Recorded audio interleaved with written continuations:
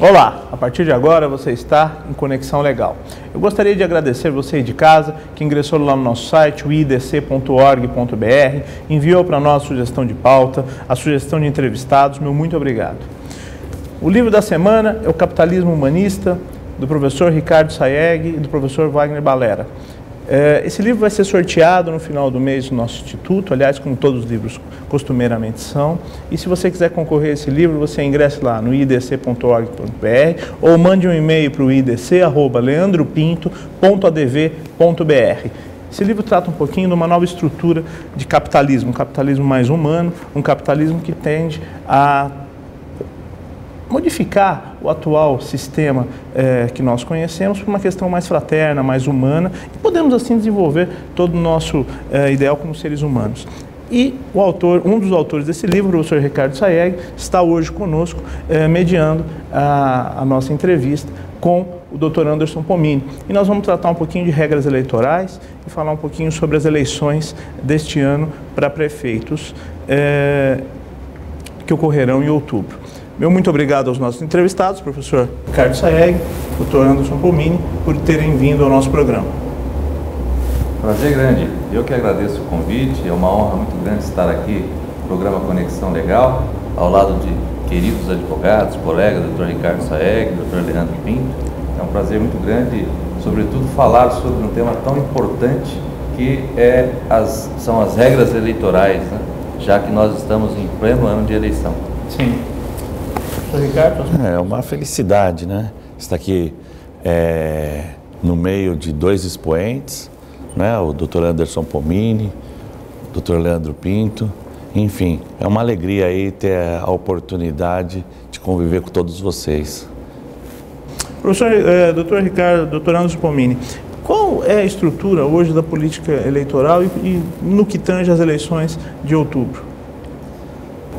Dr. Leandro, Dr. Ricardo, para que um cidadão que pretenda candidatar-se ao pleito eleitoral nas eleições municipais de 2012, há necessidade do preenchimento de uma série de requisitos que constam na Constituição Federal, que estão previstos em leis ordinárias e em leis complementares, né? Nós que atuamos com o direito eleitoral, dividimos em algumas etapas, em alguns períodos, essas providências legais que deverão ser atendidas pelos cidadãos que pretendem candidatura. Então, o primeiro passo é a escolha de um partido político, é a filiação política partidária, que envolve uma série de análises, a análise, por exemplo, ideológica do partido, né? O cálculo do quociente eleitoral, né? E esta escolha deverá ocorrer até um ano antes da data das eleições. Então, em 2012, pelo calendário eleitoral, as eleições ocorrerão em 7 de outubro de 2012. Portanto, o cidadão deverá ou já deveria ter se filiado até o dia 6 de outubro de 2011. Esta é a primeira regra. E aí começa aqui uma defesa que alguns advogados, e eu me incluo dentre eles, nós fazemos, que o processo eleitoral se inicia com a escolha do partido político e não após a convenção política partidária que é realizado, que é defendido por alguns ministros do Supremo, que o processo se inicia a partir da convenção. Defendo que a partir deste período em que o cidadão deve escolher o partido político. Até porque defenderia a sua ideologia política. Sim, perfeitamente. Ele tem que se identificar com o partido. O problema é que a ideologia hoje no partido é uma piada, né? Sim, sem dúvida. Infelizmente, tem muito oportunismo e pouca ideologia na política brasileira. E enquanto os partidos não se firmarem como realmente, né, um núcleo de ideologia clara que estimula e representa as tendências da sociedade civil, infelizmente a posição do Dr. Pomini, que tecnicamente é perfeita, fica esvaziada por conta dessa hipocrisia partidária, né? Dessa aparente ideologia, dessa teatralidade, quando na verdade o que a gente vê é mais oportunismo do que valores realmente impregnados no coração e na alma desse povo, né? É verdade. Infelizmente, né? Alguns clientes, eles dizem o seguinte, que política hoje se faz com pessoas e não com partidos políticos. Olha lá. Hoje é comum, por exemplo, que no Congresso Nacional alguns deputados se aliem, né, em defesa de alguma bandeira, alguns deputados que representam a extrema-direita se aliem com deputados da extrema-esquerda em uma causa que lhes são comum naquele momento. Hoje não existe mais uma ideologia partidária, bandeiras partidárias como antigamente, né? Hoje existem políticas e os políticos defendem os seus interesses, infelizmente, interesses pessoais que sobrepõem aos coletivos. Exatamente, né? Quando a pauta é pessoal, porque fazer política, coalizões, tudo isso é muito bacana e faz parte do processo democrático, até porque o processo democrático é um processo de convivência coletiva. Mas me parece que não é por conta da composição, da harmonização dos valores que estão impregnados nessas pessoas. Pelo contrário, me parece que é uma pauta individual, qual é o interesse individual e material presente naquele momento e vamos caminhar em torno dele, né? O processo do mensalão, não é, que tem que ser rigorosamente julgado e as penas aplicadas, mostra bem isso, né? A corrupção ideológica partidária.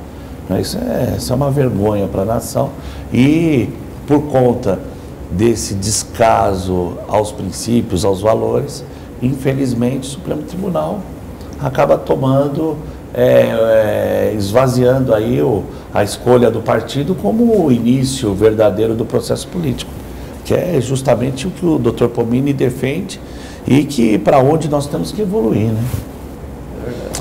Com referência às providências que o candidato, o futuro candidato, a algum cargo político precisa tomar, quais seriam elas aqui, antes de junho, no primeiro semestre de 2012? Tá.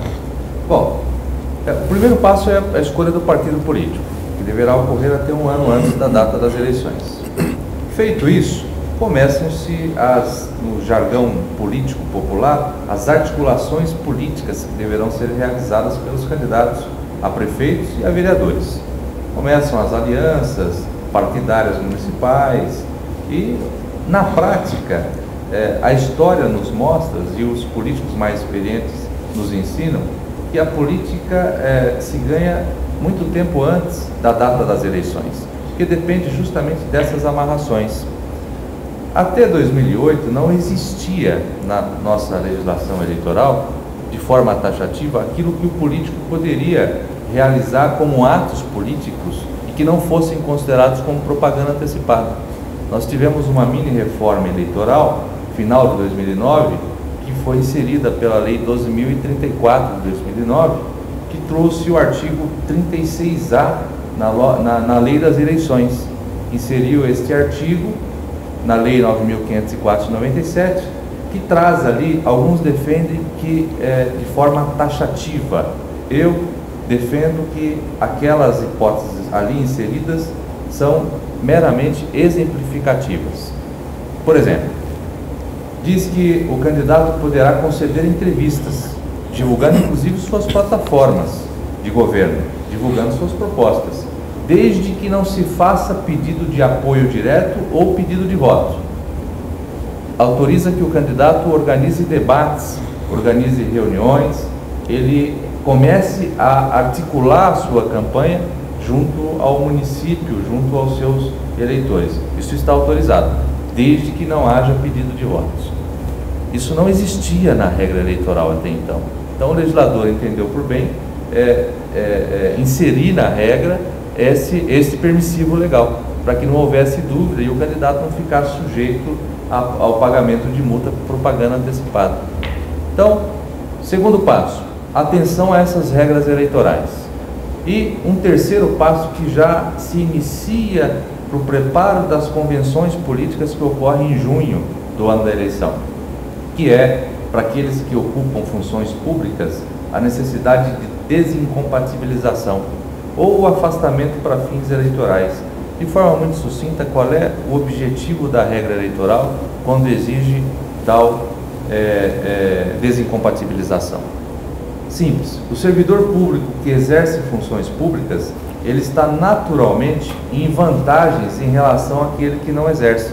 Portanto, ele deverá se afastar desse cargo que exerce para pleitear em condições de igualdade um cargo junto à administração pública municipal. Nada mais justo, né, doutor Pomini? Perfeito. Eu gostaria de terminar aqui esse primeiro bloco, mas deixar uma pergunta.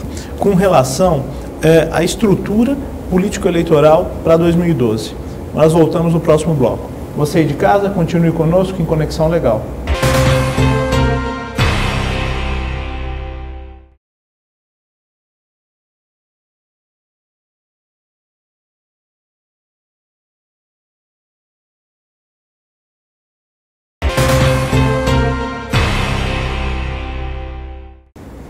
Voltamos em Conexão Legal, nesse segundo bloco, tendo o prazer de receber no nosso programa o Dr. Anderson Pomini, advogado especialista em Direito Eleitoral, Direito Público, e também o professor Ricardo Sayegh, autor da obra O Capitalismo Humanista.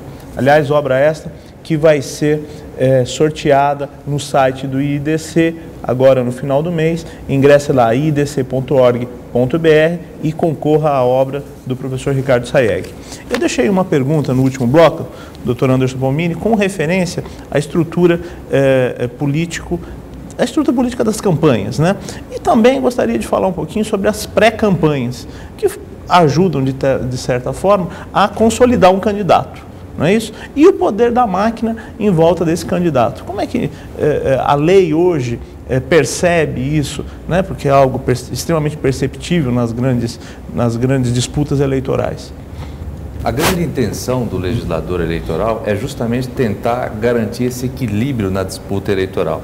E há uma dificuldade muito grande, porque naturalmente aquele que está no exercício da máquina pública, né, está sentado, por exemplo, na cadeira de um prefeito, ele, o próprio prefeito, candidato à reeleição, por exemplo, ele tem uma dificuldade muito grande de separar atos de gestão com atos de campanha, né? Isso é crime eleitoral. A lei das eleições, que é a 9.504/97, ela trata dessas questões. Ela exige, por exemplo, a desincompatibilização, que nós falamos agora há pouco, para alguns serviços públicos. Ao mesmo tempo, ela não exige o afastamento do prefeito que pretende uma reeleição, o que, de certa forma, pode desequilibrar o pleito eleitoral. Ele está no uso da máquina contínua. Exatamente, eu acho que isso é hipocrisia eleitoral, na verdade. Nessa proibição de pré-campanha, de campanha antecipada, eu acho que ela tem que ser vista numa perspectiva constitucional com muita cautela e parcimônia, para permitir, porque a máquina faz campanha todo dia. O candidato que está no poder, a situação, ela faz campanha a cada momento. É crime, mas é muito difícil essa caracterização, porque o crime é doloso, então tem que entrar na cabeça da pessoa e fazer a prova que ela estava pensando e produzir aquele resultado eleitoral. Mas, na verdade, toda pessoa que se encontra na situação, dentro de uma perspectiva política, já está pensando no seu day after. Então, eu penso que essas restrições cabais de propaganda antecipada é uma legislação feita pelo lobby da situação no governo para justamente permitir a perpetuação da situação. E isso é absolutamente atentatório ao Estado Democrático de Direito, que é consagrado no caput do artigo 1º da Constituição Federal. Eu penso que a gente tem que ficar muito atento ao que é discurso de manipulação, o que é norma de manipulação e o que é providência eleitoral visando a ética na política. Todo mundo é a favor da ética na política. Agora, eu sou absolutamente contrário à manipulação, a esses instrumentos que afastam a democracia da real atividade política, não é? Isso tem que ser visto com muita cautela e tem que ser ponderado que quem está na oposição precisa fazer essas movimentações para poder justamente oxigenar o processo político, porque a situação faz campanha diariamente, silenciosamente. Então, se fosse assim, a situação estaria correndo em pré-campanha a todo dia, a todo minuto, a todo segundo. Doutor Pomini, qual é a pena no caso dele ser configurado como uma pré-campanha? propaganda antecipada, ou propaganda extemporânea, né, que é o jargão jurídico, o autor estará sujeito a pena de multa, que vai de 5 a 25 mil reais. Agora, a reiteração dessas condutas pode ensejar até na impugnação do registro da candidatura do candidato, né, por abuso do poder econômico, por exemplo. Depende de uma outra ação que poderá eventualmente ser distribuída após o registro da candidatura. Agora, isso que o Dr. Ricardo Saeg comentou é muito válido. Há um avanço nesse sentido, no sentido de tentar equilibrar as eleições, né, entre os concorrentes. Agora, o que a Justiça Eleitoral, os operadores do direito eleitoral, os candidatos e a sociedade de um modo geral clamam é pela reforma política. Nós temos, por exemplo, um código de 67, Código Eleitoral de 67. Nós temos diversas leis que tratam do assunto, uma lei eleitoral bem trabalhada, bem elaborada, de 97. A lei das inelegibilidades é uma lei complementar 64 de 90, que foi agora complementada pela lei do Ficha Limpa, a lei 135 de 2010, que há dúvida se será aplicada para as próximas eleições ou não. Ou seja, o que o país clama é por uma reforma política. E a reforma dos políticos também, né? Principalmente. Né? Principalmente da ética da política. Mas eu acho que esse problema de ética é um problema social. Ele se aplica à política como uma extensão, né? Mas ele começa na escola, pela ausência de escolas. Eu acho que ele começa na política, que faz ausente a escola para justamente o povo ficar com esse déficit educacional e poder ser facilmente manipulado. Não é? A reforma escolar é típica em processos, em regimes ditatoriais. Por quê? Porque é justamente promover a alienação do povo. A gente tem que quebrar essa condição de alienação. E os meios de comunicação fazem esse papel de forma vital. E nesse ponto, doutor Leandro, eu queria aqui de público cumprimentar o senhor por tudo que o senhor tem feito para oxigenar a política desse país, né? O senhor realmente é um herói da pátria. Parabéns. Obrigado. A ideia é essa, é desenvolver o pensamento de ideias e principalmente o debate de ideias. É só assim que nós vamos crescer. Com referência político à questão... pacífico, né? Justamente. Civilizado, né? Uma pessoa, um guerreiro da luz. É isso que eu considero o senhor, doutor Leandro. Bomini, a questão da administração pública com referência à distribuição de bens, aumento de servidores, como a lei protege a oposição e também toda a sociedade desse indivíduo que está lá no poder, está consagrado como prefeito, mas está terminando a sua gestão e com o intuito de uma reeleição? Pensando nesse equilíbrio entre as partes, o TSE editou resoluções com base na legislação vigente, que é a Lei das Eleições, e esta resolução trata deste assunto. Por exemplo, para as eleições de 2012, foi editada uma resolução que disciplina o calendário eleitoral, que é a resolução 23341 de 2011.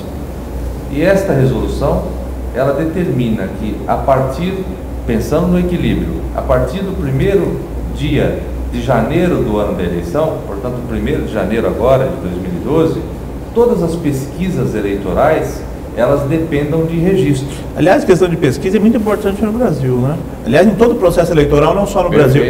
Mas eu gostaria dessa questão das pesquisas, nós vamos conversar no próximo bloco, nosso tempo está estourado. Você aí de casa, continue conosco em Conexão Legal.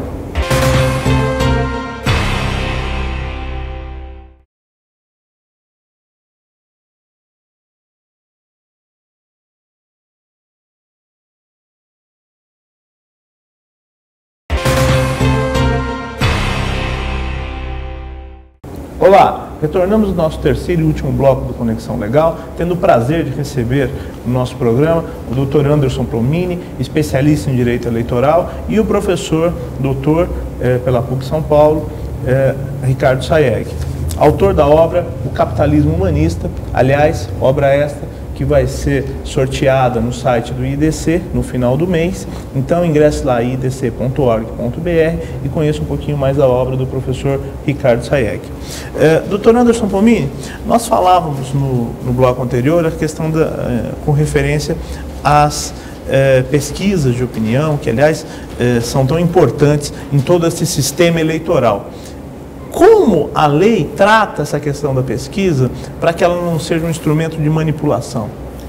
Como eu vinha dizendo, existe um calendário eleitoral que foi expedido pelo Tribunal Superior Eleitoral que exige que todas as pesquisas que sejam divulgadas no ano da eleição, elas tenham um registro prévio junto à Justiça Eleitoral. E este registro, hoje, não é qualquer empresa de pesquisa que obtém o deferimento desse registro. Tendo em vista a exigência que é feita e mais, a multa para a divulgação de pesquisas sem registros ou pesquisas manipuladas, ela é uma multa pesadíssima, que vai até R$106 mil. Além disso, hoje a legislação considera como crime punível com detenção, a divulgação de pesquisas sem o registro. Agora, há uma brecha que deverá ser objeto de debate também para as próximas eleições, não para 2012, mas para 2014 e assim por diante. Porque esta mesma resolução que exige o registro da pesquisa, ela autoriza a divulgação das enquetes sem o prévio registro ou controle, desde que conste no veículo que divulgar esta enquete que não se trata de pesquisas com adoção de métodos científicos na sua elaboração. Ou seja, a grosso modo, um candidato poderá organizar uma enquete através da internet, por exemplo, deverá informar que não se trata de uma pesquisa com métodos científicos, mas poderá ao mesmo tempo mobilizar 200 dos seus apoiadores para que ingressem naquela enquete e votem e divulgar esta enquete nos veículos de comunicação, já que não existe o prévio controle. Isto é um perigo para a sociedade. E a sociedade, de um modo geral, o eleitor comum, ele se deixa levar por essas pesquisas, né? E é um perigo isso para a cidadania, para a democracia. Como fica isso, doutor Ricardo, na questão do capitalismo humanista? Como a gente pode inserir toda essa estrutura política em um novo instrumento de capital político? Na realidade, os direitos políticos são direitos fundamentais também, não é? Os direitos fundamentais são direitos civis, que são esses conhecidos, não é? Os direitos econômicos, os direitos sociais, os direitos políticos. O que existe é a necessidade de um grande feixe onde se proporcione à sociedade, ao país, o desenvolvimento necessário e o Brasil assuma a posição dele, não de simplesmente o 6º país mais rico do mundo, mas também o 6º país mais desenvolvido do mundo. Se toda a população, se toda a sociedade, se cada um de nós se envolver na política de uma forma sadia e revolucionar o que hoje acontece, não é? Com todo esse desvio, esse decaimento que a gente percebe a cada momento, não é? Na atividade da administração da coisa pública, cada um de nós vai ser elemento e peça fundamental para um novo país, e realmente o Brasil vai assumir a vocação dele de ser um dos 5 maiores países do mundo, não só no aspecto econômico, mas também no aspecto social, político e moral da humanidade. Sim, isso é importante e eu acredito que nós caminhamos para isso. Mas precisamos de ter algumas alterações, principalmente na nossa legislação. A questão do ficha limpa ainda está sob júdice no Supremo Tribunal Federal. Qual a sua expectativa para esse julgamento, doutor Pomini? Que ela tenha plena eficácia para as eleições de 2012.